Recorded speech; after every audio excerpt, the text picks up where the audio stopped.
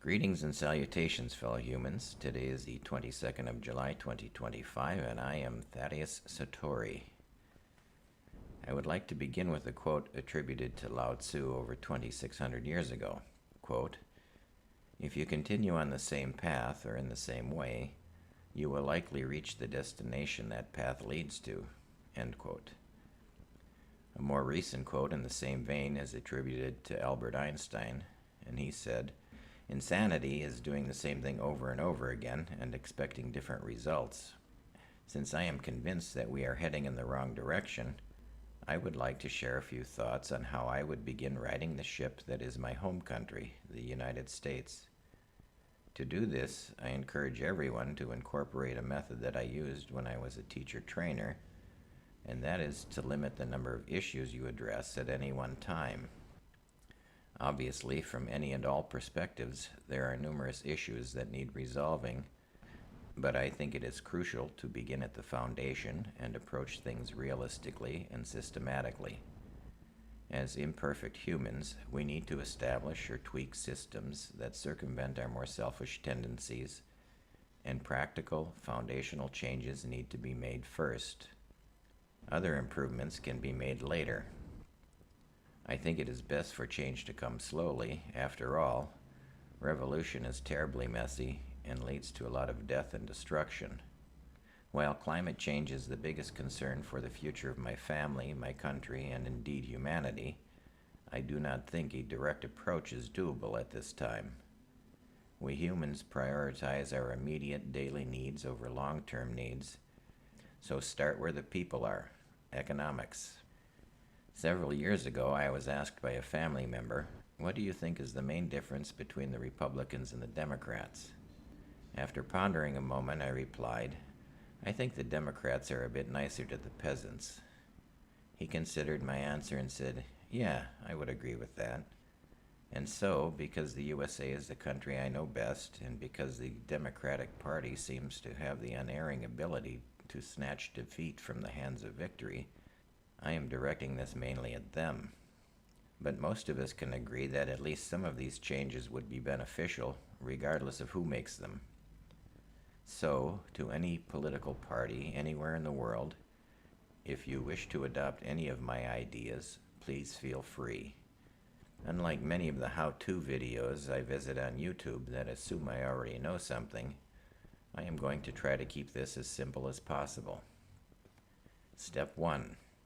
Put together a team of psychologists, neurologists, nurses, social workers, emergency workers, military leaders, and other behavioral experts to advise on how to convince people that your cause is worth their attention. Step 2. Add to the same group advertisers, marketers, podcasters, and other manipulators to sell your ideas. Step 3. Educate the masses. Run ad campaigns. Create slogans and memes. Let the peasants know what you are doing and why it should matter to them. There were people in the last election who voted without knowing that Obamacare and the Affordable Care Act were one and the same, or that their state's health care program under a different name was mostly paid for by Medicare and Medicaid. What was that Build Back Better bill anyway? Was my job dependent on it? For God's sake, connect the dots for us. Step 4. Convince the people of the need for government, taxes, and democracy. It is my opinion that the most profound thing that Ronald Reagan did as president was to convince the peasants that government was the problem and not the solution. I believe that a democratic government, of the people, by the people, and for the people, is the only organization we peasants have to stand up against runaway greed and ego. With the systematic whittling away of the education system over the past 40-plus years, you can't expect people to know about civics or previous recessions and depressions. You can't expect people to know about the trust-busting battle against the robber barons undertaken by Teddy Roosevelt. You can't expect people to know that a work week of 72 to 84 hours was normal at the time, as were child labor and workers getting fleeced at the company store. You can't expect people to know that the labor movement in America was one of the bloodiest in history, or that because of this movement, we now have the 40-hour work week, overtime pay, and paid sick leave, though these things are gradually being taken away. You can't expect people to know that from 1944 to 1963, the time during which America was the greatest, except for minorities, of course, that the tax rate on the rich went as high as 94%. You can't expect people to know that prior to the formation of the EPA under Nixon, a Republican, that rivers in the country actually started on fire because corporations only care about the bottom line. Educate people as to what their taxes buy for them. Personally, I like having roads and schools. I like being able to drink the tap water. I like having a heated home. I like not having to go to an outhouse, but instead can perform my bodily functions inside a warm house and have that stinky mess carried away by a simple flush. These are the sorts of things taxes pay for. Let the people know. Step 5. Choose 3 causes that would fundamentally change the game for the average person, and then clearly explain how and why. Choose things that most people can agree on. Here are some possible ideas to run on. Choose a few of the following. First, election reform. Number 1, declare national 2-day holidays for both primary and general elections. 2, limit campaigns for each to 1 month. Very few of us like watching the feces slinging go on for months on end. Number 3, require proper identification for voting, but also make it easy to get. Send out vans and staff that go to communities and do it on the spot at little or no expense for the people who need it. The technology exists. 4, eliminate the current funding system for campaigns and have them financed through tax dollars from a central office. Number 5, stop having these stupid debates where candidates stand behind podiums and try to deliver memorable zingers. Force them to sit in comfortable chairs on a stage and discuss their views on real issues. 6, eliminate private lobbying and replace it with public town halls. 7, enact term and age limits on Congress and the Supreme Court. And, since general elections are held in November, the newly elected can have a couple of months of job training with constitutional experts. Even coffee shops and convenience stores require training for new employees. Get a grip on reality. Number 8, enact rank voting nationwide. Number 9, prohibit insider trading by government representatives. Number 10, eliminate the Electoral College. Number 11, assemble a group of computer geeks to come up with an impartial program that divides congressional districts by population only. Some of the above would require amendments to the Constitution, but I think we peasants would be grateful. Be smart and strategic about the order and make a long-term, step-by-step plan, then sell your ideas. Sure, this would require you to find another job after you've reached your term limit, but it would also show that you are more interested in public service than in personal gain. Right now, most of you look like a bunch of selfish twats. Next point, healthcare. 1, start building government clinics and hospitals in rural America. Like in many nations across the globe, you can have a combined public and private healthcare system. I have lived in less developed countries that have such a system. Number 2, force hospitals to publish menus with prices. Number 3, allow Medicare and Medicaid to negotiate on prices. Number 4, put medical R&D in university labs across the nation and fund them with tax dollars.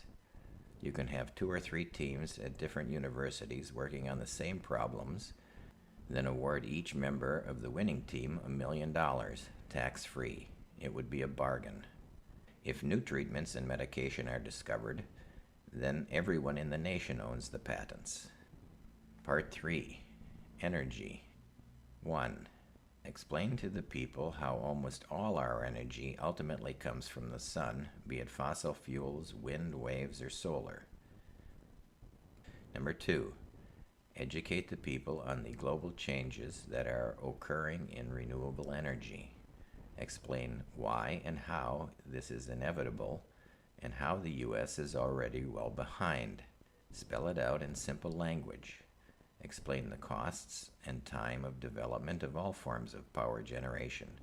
Make it tangible through their pocketbooks. Number 3, diversify and localize energy sources to whichever source is easiest, cheapest, and most abundant. In some parts of the U.S. and the world, this could be geothermal. In other parts, wind, solar, waves, or tides. Keep generation and distribution small and local. Put your eggs in lots of different baskets so that if the system goes down in a big storm or gets hacked, it doesn't leave millions without power. Number 4, start to educate. Begin connecting the dots between these ever more frequent and massive natural disasters and a rapidly changing climate. Sure, the climate is always changing, but now it's the speed of the change that is leaving all species, including us, with insufficient time to adapt. I would recommend to all of you who are listening that you start watching PBS Terra to see what is happening with the climate, and start watching Belle of the Ranch for practical advice on how to prepare yourself and your family to survive disasters, and start organizing locally. Finally, explain to the people on the extremes that the only way for them to enact the changes they would like to see is for these other changes to come first. Order is crucial. Teach patience. Also, ignore divisive labels and trigger words that end in ism, and just ask people whether they would prefer this or that way to deal with their daily challenges. You can't expect the masses to understand that the U.S. military is perhaps the most socialistic organization in the country, or that Social Security is socialism, even though it's right there in the name. Stay away from labels and just ask people what they want, then offer practical solutions. In the past, while living overseas, I sometimes came back to the United States to work for the summer. Every time I returned, I would watch TV, and I was amazed by how the ruling class had programmed the middle and lower classes not only to buy useless or dangerous crap, but also to defend policies that only benefited the former and hurt the latter. My hat is off to the ruling class for their ability to keep the peasants arguing over non-fundamental issues while they run away with all the loot. Divide and rule. It's not that I have anything against the rich. I think they are just human, flawed like the rest of us, but that they generally believe they are smarter and more deserving. They too have been programmed. It's just that the game they are playing, the one in which he who dies with the most wins, is going to get us all killed. I believe that as humans, we are all insane, but they seem to be further along the psychosis spectrum, and I am witnessing in real time what happens when they are in charge. The Buddha said that desire is the source of suffering, and it appears to me that their desires are both limitless and deadly, and cause countless others to suffer. After all, we have to share this finite planet spinning through a hostile universe. There is nowhere else to go. The problem with our government is that for the past 45 years or more, the pendulum has swung in the direction of capital, which has managed to consolidate power by changing the rules in their favor, buying the government, and then legalizing corruption. In doing so, they have whittled away at regulations that inhibit their insatiable appetites, and all the destruction that entails. We can't expect mainstream media to inform us. They are owned by the same ruling class. And we can't expect our government officials to go to bat for us under the current circumstances for the same reason. As Jared Diamond states indirectly over and over in his book, Collapse, the rich reserve the right to die last. They don't seem to recognize that we are all in this together.